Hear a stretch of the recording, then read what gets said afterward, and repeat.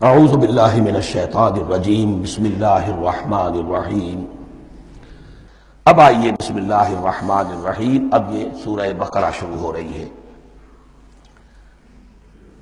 سورۃ البقرہ جو 286 آیات پر مشتمل ہے، تقریباً 2.5 پاروں پر پھیلی ہوئی ہے۔ ہر شخص جانتا ہے کہ یہ قرآن حکیم کی حجم کے اعتبار سے سب سے بڑی سورت ہے، لیکن یہ معاملہ صرف حجم کا نہیں ہے۔ نبی اکرم صلی اللہ علیہ وسلم نے اسے سنام القرآن قرار دیا ہے۔ آپ نے فرمایا لکل شیء سنام، ہر چیز کی ایک چوٹی ہوتی ہے، جیسے اونٹ کا کوہان ہوتا ہے۔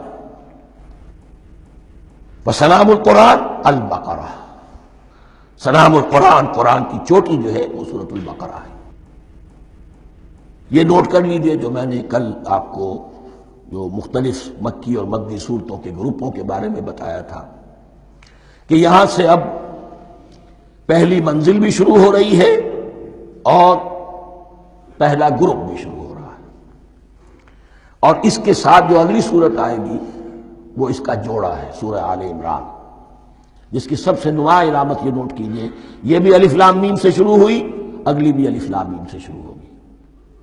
اس کے بعد 2 صورتیں مدنی اور ہیں، لیکن ان دونوں میں نہ حروف مقطعات ہیں نہ کوئی اور تمہیدی کلام ہے، براہ راست خطاب سورہ نساء میں یا ایھا الناس اور سورہ مائدہ میں یا ایھا الذین آمنوا، کوئی تمہیدی بات نہیں، کوئی حروف مقطعات نہیں، براہ راست خطاب۔ وہ ایک جوڑا ہے سورہ نساء اور سورہ مائدہ، اور یہ ایک جوڑا ہے سورہ بقرہ اور سورہ آل عمران۔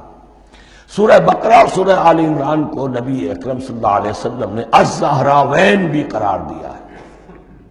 زہرا کہتے ہیں بڑی روشن چیز کو، یہ حضرت فاطمہ رضی اللہ تعالی عنہ کے نام کے ساتھ آتا ہے، فاطمۃ الزہراء، تو زہرا بہت روشن دمکتی ہوئی شے۔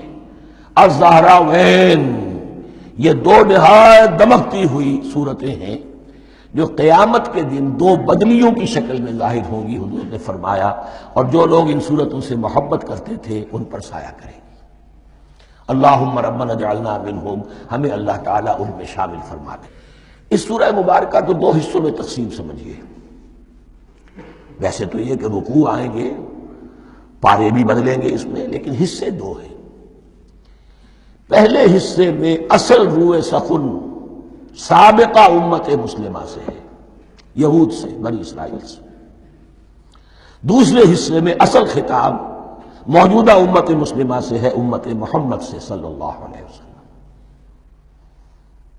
پہلے حصے میں 18 رکوع ہیں لیکن آیات 152 ہیں۔ دوسرے حصے میں 22 رکوع ہیں لیکن آیات 134 ہیں۔ گویا کہ اس سے آپ کو توازن نظر آئے گا کہ اگرچہ ادھر رکوع کی تعداد کم ہے 18، لیکن آیات کی تعداد زیادہ ہے 152۔ دوسرے حصے میں رکوعوں کی تعداد زیادہ ہے 22، لیکن آیات کی تعداد 134۔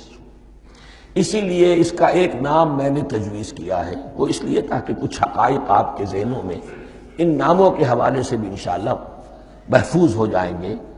سورۃ الامتین، 2 امتوں کی سورت، اس لیے کہ تقریباً نصف اس کی ساری بحث جو ہے، مرکزی بحث، وہ سابقہ امت مسلمہ بنی اسرائیل، اور دوسرا نصف اس میں سارا خطاب وہ ہے موجودہ امت مسلمہ یعنی امت محمد صلی اللہ علیہ وسلم۔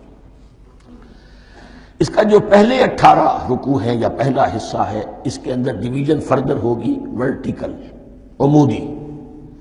پہلے 4 رکوع، پھر 10 رکوع، پھر 4 رکوع۔ لیکن جو 22 رکوع ہیں دوسرے حصے کے، دوسرے نصف کے، اس میں ڈویژن جو ہے جو ہاریزونٹل ہے، وہ افقی تقسیم ہے، عمودی نہیں، افقی۔ وہ میں بعد میں بیان کروں گا جب ہم وہاں پہنچ جائیں گے۔ ان کو پہلے سمجھ لیجئے کہ اس پہلے حصے کی جو تقسیم میں نے کی ہے، پہلے 4 رکوع، پھر 10 رکوع اور پھر 4 رکوع۔ پہلے 4 رکوع یوں سمجھیے کہ پورے قرآن مجید کے لیے اس کی حکمت اور فلسفے کا جو حصہ مکی قرآن میں بیان ہو چکا تھا اس کا خلاصہ ہے۔ جب یہ صورت نازل ہو رہی ہے تو یہ تو مدینہ میں حضور تشریف لا چکے ہیں، 12-13 سال جو ہے گزر چکے ہیں، اور ان 12-13 سالوں کے دوران 2/3 قرآن نازل ہو چکا ہے۔ اس میں جو بھی حکمت، فلسفہ اور بنیادی دعوت، یہ جو چیزیں مکی قرآن میں بیان ہوئی، ان کا خلاصہ نچوڑ نکال کر یہاں 4 رکوعوں میں رکھ دیا گیا۔ اگرچہ ان میں بھی جب گہرائی میں آپ دیکھیں گے تو روح سخن جو ہے وہ بنی اسرائیل کی طرف ہے، وہ میں بعد میں عرض کروں گا، لیکن اضافی طور پر یہ سمجھ لیجئے کہ پورے مکی قرآن کے حکمت اور پیغام کا خلاصہ ان 4 رکوعوں میں۔ پھر 10 رکوع ہیں جن میں براہ راست خطاب ہے سابقہ امت مسلمہ، یا بنی اسرائیل۔ اس کے بھی 2 حصے ہیں۔ پہلے ایک رکوع میں دعوت ہے، بڑا انداز اس کا بڑا پیارا ہے، اس میں دعوت ہے، ایمان لاؤ محمد پر صلی اللہ علیہ وسلم۔ اور اس کے بعد 9 رکوع ہیں ملامت کے، ملامت، تنقید، تم نے یہ کیا اور یہ کیا اور یہ کیا، ہم نے یہ احسان کیے، یہ احسان کیے، یہ احسان کیے، تم نے یہ ناشکری کی، یہ ناشکری کی، یہ ناشکری کی۔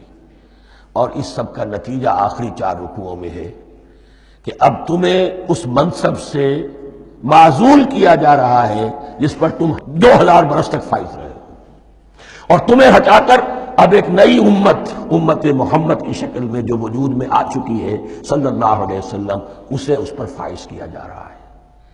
اور اس کی علامت کے طور پر اسے میں کہا کرتا ہوں کورونیشن، تاج پوشی۔ ایک امت معزول، دوسری امت اس کا نصب ہو رہا ہے، اس کی تاج پوشی کے لیے سمبل، علامت کیا ہے؟ قبلہ تحویل۔ وہ قبلہ یروشلم، سابقہ امت کا قبلہ اب ادھر رخ نہیں ہوگا، اب اہل توحید کا قبلہ یہ مکے کی طرف ہوگا، بیت اللہ کی طرف ہوگا۔ تو تحویل قبلہ کا مضمون ہے جو ان 4 رکوعوں میں آتا ہے۔ تو یہ میں نے تھوڑی سی تمہید جو ہے آپ کے سامنے رکھ دی ہے۔ اب بسم اللہ کیجئے۔ صدق اللہ العظیم۔